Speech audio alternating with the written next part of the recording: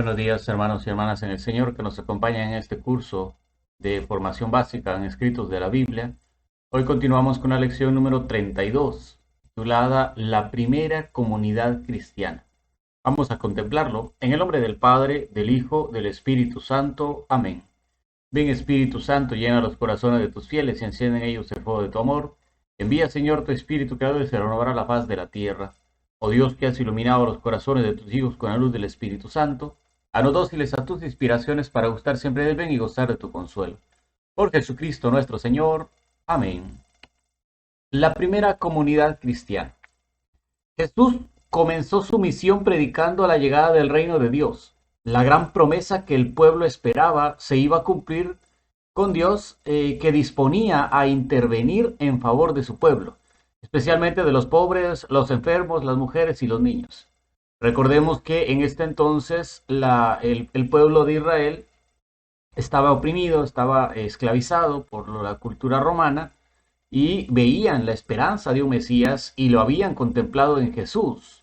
El problema es que Jesús muere, Jesús ya no está, y entonces ellos dicen, ¿y ahora cómo es entonces esto? ¿Cómo va a surgir esto? ¿Cómo tenemos que llevar el reino de Dios a los pobres, a los enfermos, a las mujeres y a los niños si Jesús ya no está? Jesús explicaba de palabra, pero a la vez demostraba con actos, curaba a los enfermos, perdonaba a los pecadores, acogía a las mujeres y niños y denunciaba las injusticias de los poderosos. Para hacer posible la llegada de este reino, hacía falta convertirse de corazón o arrepentirse, que significa lo mismo. Quiere decir cambiar de modo de pensar, de sentir, de actuar, es decir, cambiar de estilo de vida. El estilo de vida de cada persona viene definido por lo que considera que es importante en su vida, es decir, por sus valores. Por eso podemos decir que convertirse significa cambiar de valores, o sea, hacer una reestructuración general en mi vida. No simplemente, bueno, ya ahora soy cristiano, ya soy buena persona, pero sigo haciendo las mismas cosas de antes. No, cambiar totalmente de vida, eso significa convertirse. Y es lo que Jesús venía a enseñar y lo que dejó establecido en su iglesia. Los evangelios explican varias conversiones y siempre lo hacen de la misma manera.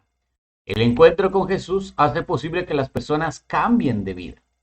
Este cambio supone un esfuerzo, pero a la vez llena de alegría, porque es cierto que me voy a esforzar por ver a Jesús, es cierto que me voy a esforzar por cambiar de vida, pero eso me va a llenar de alegría, me va a llenar de gozo. La conversión es el primer paso para seguir a Jesús y hacerse su discípulo. Por esto, el seguimiento de Jesús que pidió a sus discípulos es radical. Han de dejarlo todo, vivir como Él y compartir su destino, nos dirá San Lucas en el capítulo 14.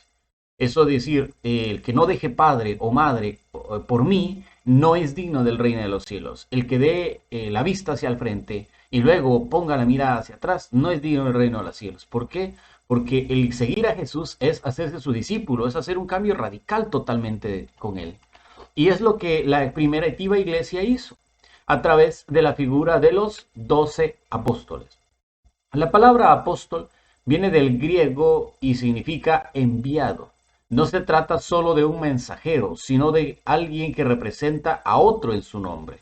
Los evangelios dan el título de apóstol a los 12 discípulos que escogió Jesús para que lo ayudasen en su misión y la continuaran cuando él faltase, cuando él ya no estuviera. Jesús eligió a 12 apóstoles porque 12 eran las tribus de Israel. De esta manera quiso Jesús poner de manifiesto su intención de formar un nuevo pueblo de Dios, la iglesia. Jesús se preocupó de formarlos, de educarlos y de guiarlos adecuadamente para llevar esta misión, porque no era una misión nada fácil, o sea, van a ser la base, el fundamento de la iglesia, el pilar de la iglesia, y son 12 que a duras penas algunos podían hablar, otros quizá no sabían ni escribir, eran campesinos, humildes, pero Dios los formó, Jesús los fue formando y los fue llevando hasta ser lo que son ahora, las columnas y las bases de la iglesia. Estos apóstoles, como les digo, fueron formados. Y esto, por ejemplo, Jesús les explicaba claramente lo que a la gente solo les decía parábolas. Y es aquí algo importante porque Jesús hablaba mucho en parábolas y todos quedaban preguntando ¿y qué quiso decir o qué fue lo que dijo? Pero a los apóstoles se los llevaba aparte y se los explicaba en privado. Les previene de los peligros también, les anima ante las dificultades y se alegra de sus éxitos. Les corrige con firmeza y delicadeza a la vez. Les enseña a orar a Dios como un padre y a poner su confianza en Él. Les enseña que la ley suprema es el amor, que se manifiesta en el perdón, en la unión de todos y en el servicio a los demás. Jesús en todo momento estuvo enseñándoles, estuvo formándoles, estuvo dialogando con ellos, estuvo mostrándoles el reino de Dios, el camino por el que debe de ser. Por eso cuando Felipe le dijo, Señor, muéstranos al Padre, le dice él, ¿tanto tiempo he estado yo con ustedes y no me conoces? O sea, todo el tiempo que dedicaba a los apóstoles para formarlos, para enseñarles, para educarlos, fue bastante el tiempo que los educó y ellos poco a poco aprendieron. Pero sin lugar a dudas, había uno que destacaba frente de todos. Pedro, el apóstol, la roca. Pedro destaca entre todos los apóstoles. Jesús le confió la misión de ser el primero de los apóstoles, es decir, el que debía asegurar de una manera especial la continuidad de su misión. Pero Jesús no le dio esta autoridad para que los demás le sirvieran, sino para que se hiciera servidor de todos. En el modo de actuar de Pedro surgirá la inspiración de los actuales papas, que son sus sucesores. De igual modo, actuaron también los demás apóstoles y en ellos se inspiran los obispos, que son sus sucesores. Entonces, si lo vemos de esta manera, todos los papas y los obispos deben, por regla, de interpretar la vida de Pedro, el actuar de Pedro, no tanto en el estilo de ser los más importantes, sino en el estilo de ser los servidores de todos, los que están pendientes de la iglesia, los que se preocupan por la iglesia, y ese es el modelo de un apóstol, de un obispo, de un papa. Después de esto, la iglesia se encuentra en un momento en el cual nace. Ya no está Cristo, los apóstoles ya comenzaron un nuevo giro, digámoslo así, ya Cristo murió, entonces viene un pequeño problema. La muerte de Jesús sumió a los apóstoles en una profunda crisis. Junto al dolor de la pérdida del maestro, experimentaron miedo, desaliento, y en ellos encontraban una desesperación tal que decían, ¿y ahora qué hacemos? ¿Y ahora para dónde vamos? ¿Para dónde agarramos? Ya no tenemos qué hacer. Por eso se dispersaron y volvieron a sus ocupaciones cotidianas en Galilea. Volvieron a pescar, volvieron al mar otra vez, y ahí se les apareció Jesús más adelante. Todo indicaba que la misión de Jesús terminaría de esta manera. Jesús sería recordado con añoranza por unos pocos, durante un tiempo como un profeta poderoso en obras y palabras, entregado por los demás de su propio pueblo y ajusticiado por los romanos. Sin embargo, al poco tiempo los apóstoles escucharon de nuevo esa alegría, ese gozo, y se juntaron otra vez para proclamar juntos que Jesús ha resucitado y que ellos eran testigos de esa resurrección. Este fue el comienzo de la gran comunidad de seguidores de Jesús, es decir, el comienzo de la iglesia. Ellos estaban con miedo, estaban con dolor, estaban con desesperación, estaban con frustración, cada quien había agarrado por su lado porque Jesús murió, pero de repente Jesús resucita, vuelven las alegrías, vuelven los gozos y surge la iglesia con el poder y la fuerza del resucitado.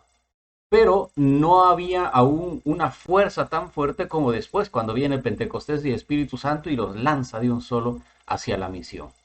Para conocer la vida de la iglesia y la vida de los primeros cristianos, disponemos principalmente de dos fuentes de información: las cartas del apóstol San Pablo y el libro de los Hechos de los Apóstoles. Como recordarán, estos libros forman parte del Nuevo Testamento. De estas dos fuentes de información, la que más datos proporciona es el libro de los Hechos. Este libro es muy antiguo, que fue escrito después del año 70 después de Cristo. Su autor es Lucas, el mismo que escribió el tercer evangelio. Lucas lo concibió como la segunda parte de su evangelio. Compara, por ejemplo, lo que dice el comienzo de cada libro de Lucas y de Hechos, y casi siempre se le refiere a la misma, al querido Teófilo, a la comunidad como tal. Este libro no narra todo lo que hicieron los apóstoles. De hecho, su título no corresponde tantamente a su contenido. La preocupación principal de Lucas es explicar cómo la buena noticia es anunciada a las gentes. Por eso no podemos considerar los hechos como un libro de historia tal y como hoy en día lo entendemos. De hecho, es una historia, pero es una historia religiosa. En un primer momento, la buena noticia se predicó a los judíos y solo después de que los judíos lo rechazaron, se anunció a los paganos. Por ello, en un primer momento el protagonista es Pedro, los primeros de los apóstoles. Y más tarde, cuando ya los judíos rechazan y se convierten ahora a los paganos, pues ahora el apóstol llamado es Pablo, el apóstol de los paganos. Después de la muerte de Jesús, como dijimos, sus seguidores experimentaron que había resucitado. Volvieron a Jerusalén y comprendieron que debían continuar la misión que les había encomendado. Lucas explica que 40 días después de la muerte de Jesús se les apareció por última vez para hacerles comprender esto. Recibiréis la fuerza del Espíritu Santo, que vendrá sobre vosotros, y seréis testigos míos en Jerusalén, en Judea, Samaria y hasta los confines del mundo. Lo dice Hechos de los Apóstoles capítulo 1 versículo 8. En aquel momento eran pocos, unas 120 personas casi. Entre ellos, además de los apóstoles, estaban María, la madre de Jesús, otras mujeres y sus parientes. Mientras esperaban la venida del Espíritu, escogieron un nuevo apóstol entre los discípulos que habían seguido a Jesús y habían sido testigos de la resurrección de Cristo. En este caso, eligieron a Matías como el sucesor de Judas Iscariote, que había entregado a Jesús. Lucas explica que la venida del Espíritu Santo se produjo cuando los apóstoles se encontraban reunidos para celebrar la fiesta de Pentecostés. La describe con símbolos tomados del Antiguo Testamento. La fiesta de Pentecostés se celebraba 50 días después de la Pascua. En ella recordaban los judíos que Dios dio la ley a Moisés en el monte Sinaí. El ruido del viento y las lenguas como de fuego representan la presencia del Espíritu Santo. El hecho de que los apóstoles hablen en lenguas extranjeras se llama don de lenguas. Significa la fuerza y el valor que Dios da a los apóstoles para preciar la buena noticia a todos los pueblos. De esta manera, Lucas pone de manifiesto que Dios regaló su espíritu a los apóstoles y fundó un nuevo pueblo de Dios, la iglesia. Entonces Pedro, con la fuerza del Espíritu Santo, proclamó la buena noticia a los peregrinos que habían acudido a la fiesta y habían escuchado sorprendidos a los apóstoles, cómo hablaban en sus lenguas, cómo ellos, a pesar de haber medos, pardos de Capadocia, de Asia, de todos los lugares dispersos en la diáspora, escuchaban todos el mensaje y todos lograban entender lo que los apóstoles decían, cada uno en su lenguaje. Esa fuerza del Espíritu Santo que comunica algo en diferentes lenguajes, pero es lo mismo que comunica a cada una de las personas. La venida del Espíritu Santo dio a los apóstoles la fuerza y el valor para proclamar la buena noticia a los judíos en Jerusalén. Allí se formó la primera comunidad de seguidores de Jesús. El libro de los Hechos de los Apóstoles nos describe en varios pasajes cómo era su estilo de vida. Por ejemplo, las características eran que eran constantes en la catequesis, vivían unidos y compartían los bienes de cada uno, hacían oración y celebraban la Eucaristía, daban testimonio con hechos y palabras y acogían a más personas en la comunidad. Sin lugar a dudas, los primeros cristianos siguieron el estilo de vida de Jesús. De esta manera, se les llenó de alegría y esa alegría se fue contagiando a los demás hasta llegar a nuestros días. Sin embargo, Lucas explica que estos primeros cristianos también tuvieron que superar algunos problemas y dificultades. Y entre estos problemas y dificultades tuvieron que ser perseguidos, muchos de ellos asesinados y apartados de la presencia de Dios. Pero dos fueron los principales problemas que tuvieron que afrontar los primeros cristianos: la persecución de las autoridades judías y la diferente procedencia de los nuevos cristianos. En un principio, las autoridades judías consideraban a los cristianos como un grupo judío más. Los nazarenos, de hecho, cumplían con todas las tradiciones que marcaba la ley. Por eso, aunque al principio encarcelaron a Pedro y a Juan por predicar el mensaje de Jesús, pronto los liberaron y se mostraron tolerantes con ellos. Sin embargo, en la comunidad de Jerusalén habían cristianos de diferentes procedencias. Habían judíos, hebreos, que hablaban en arameo y eran originarios de Palestina, y habían judíos helenistas que hablaban en griego y procedían de la diáspora, es decir, de las comunidades judías fuera de Palestina. Los judíos helenistas tenían una mentalidad más abierta, porque habían estado en contacto con otras culturas y modos de vida. Aunque cumplían con las normas de la religión judía, no eran tan estrictos en los detalles. Cuando la comunidad empezó a crecer, los judíos helenistas que habían sido incorporados se quejaron a los apóstoles porque se sintieron desatendidos. Por entonces, al aumentar el número de los discípulos, empezaron los de lengua griega a murmurar contra los de lengua hebrea porque sus viudas quedaban desatendidas. Los 12 convocaron a los discípulos y les dijeron esto: no está bien que entre nosotros dejemos de anunciar la palabra de Dios para dedicarnos al servicio de las mesas. Por tanto, hermanos, elijan entre ustedes 7 hombres de buena fama, llenos del Espíritu Santo y de sabiduría, a los cuales encomendaremos este servicio, para que nosotros podamos dedicarnos a la oración y al ministerio de la palabra. Lo dice Hechos de los Apóstoles capítulo 6. Es entonces que eligen y consagran a los diáconos, los 7 primeros diáconos que se van al servicio, y eso es lo que significa diácono, diaconía, un servicio hacia los demás, y les dejó la potestad a los apóstoles de ellos empezar entonces ahora a dedicarse a la oración, a la enseñanza, y que los diáconos se dedicaran al servicio de los demás. Esteban era uno de esos 7. Él se mostró más crítico respecto a la tradición judía y a las autoridades que habían rechazado a Jesús. A causa de ello fue detenido por el Sanedrín y apedrado hasta la muerte. De esta manera, Esteban fue el primer mártir cristiano. Lucas identifica esta muerte con la pasión de Cristo porque dice: estoy viendo los cielos abiertos y al Hijo del Hombre sentado a la derecha de Dios. Mártir, palabra de procedencia griega, significa testigo. Se dice que los cristianos y cristianas que han dado testimonio de su fe en Jesús hasta la muerte, todos estos son llamados mártires, testigos de Cristo en el mundo. Después de la muerte de Esteban, los cristianos helenistas tuvieron que huir de la represión de las autoridades judías. Se dispersaron por toda Palestina y llegaron incluso a Fenicia, Chipre y a las ciudades de Damasco y Antioquía, en Siria. Se hicieron misioneros y predicaron a los judíos que se encontraban en su camino. De esta manera surgieron nuevas comunidades cristianas. Pedro visitó las nuevas comunidades que iban surgiendo y dio un paso muy importante. Bautizó al primer pagano convertido, el centurión romano Cornelio. La fundación de la comunidad de Antioquía fue especialmente importante. La dedicó principalmente a predicar entre los paganos. Ahí precisamente se dio el nombre de cristianos a los seguidores de Jesús. Y esto todo ya siendo obra del apóstol San Pablo. Sin embargo, la expansión definitiva de la iglesia por el Imperio Romano fue debida en gran medida a la actividad misionera de este señor, San Pablo de Tarso. Pablo era un judío helenista de la ciudad de Tarso. Su nombre de nacimiento era Saulo, aunque es más conocido por el nombre romano que adoptó después. De joven había acudido a Jerusalén para estudiar la ley, se hizo fariseo como su padre y aprendió el oficio de tejedor. Era muy conservador de las tradiciones judías, por eso asistió a la lapidación de Esteban y persiguió a los cristianos helenistas de Jerusalén. Cuando se enteró de que algunos cristianos helenistas que habían huido a Damasco estaban predicando en las sinagogas, pidió permiso al Sanedrín para ir a apresarlos. Sin embargo, en el camino de Damasco tuvo una experiencia que le cambió la vida.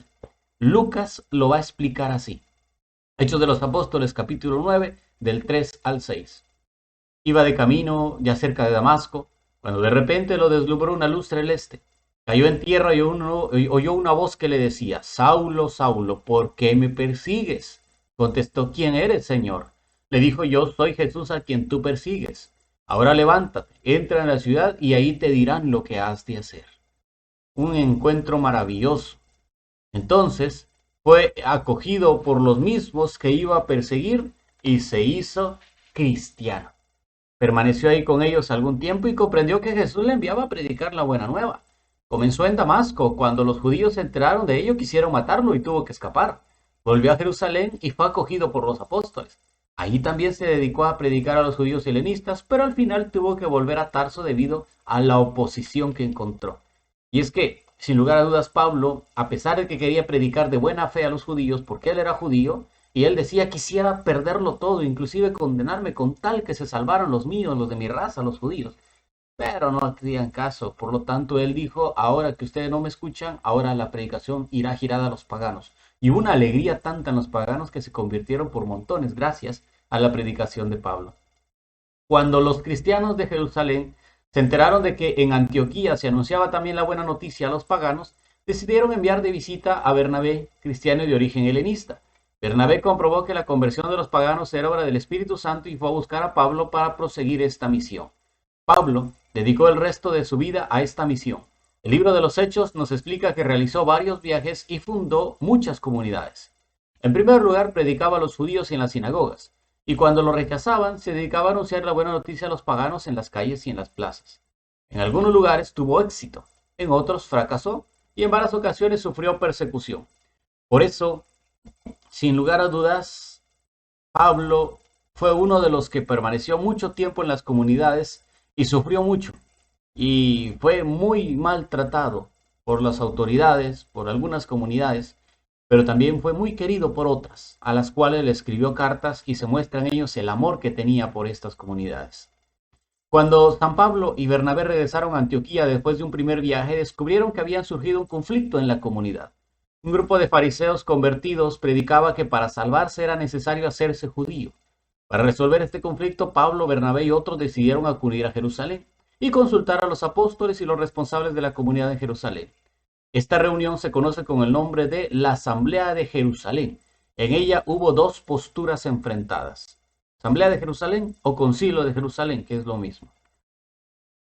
En primer lugar, Santiago, responsable de la comunidad de Jerusalén, sostuvo que los paganos que se incorporaran a la comunidad cristiana debían aceptar la ley judía y circuncidarse. Esto porque Santiago era judío y pues él estaba acostumbrado a esa forma de pensar. Pablo y Bernabé, por otro lado, sostuvieron que no era necesario, puesto que la salvación es un regalo de Dios para todas las personas. Entonces, la intervención de Pedro fue decisiva. Estuvo de acuerdo con Pablo y todos aceptaron esta postura. De esta manera, la fe en Jesús se apartó definitivamente de la religión judía. Ya no eran judíos, ya no eran considerados judíos, sino que ahora nace una nueva iglesia, totalmente independiente y hacia el reino de Dios. Según la tradición, los apóstoles se dispersaron por distintos lugares y predicaron la buena noticia. Pedro llegó hasta Roma, donde murió mártir, al igual que Pablo, durante las persecuciones ordenadas por el emperador Nerón César.